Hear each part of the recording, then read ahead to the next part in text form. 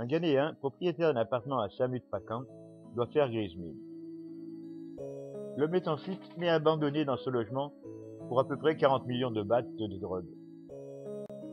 Les policiers ont en effet découvert 3 kilos de ice ou méthamphétamine en cristaux et 10 kilos de cocaïne. Le tout pour une valeur estimée à environ 40 millions de bahts.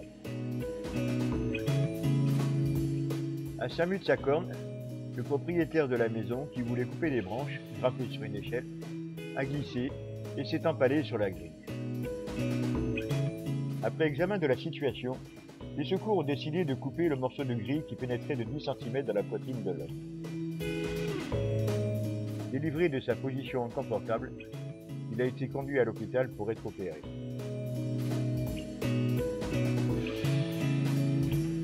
Alors maintenant, 3 informations qui dérogent complètement aux règles habituelles en Thaïlande. Alors évidemment, c'est à prendre avec des pincettes.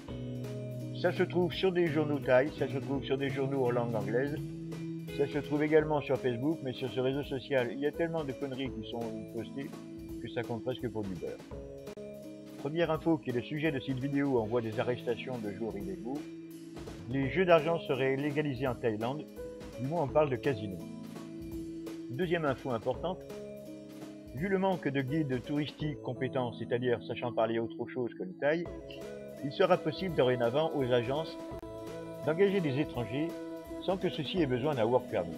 Étonnant. Mais cela peut servir à certains qui veulent arrondir leur fin de mois.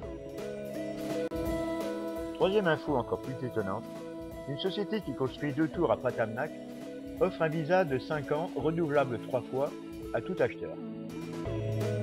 Ce qui donne un visa de 20 ans. Et ce qui peut aider à la promotion de la vente de ces appartements pour des étrangers un peu frileux actuels. Par la suite, la vente de cet appartement entraînerait automatiquement la cession du visa au nouvel acheteur. Peut-être que le gouvernement, sentant une mauvaise bise arriver sur ses revenus touristiques, décide de rendre la Thaïlande un peu plus attractive qu'actuellement.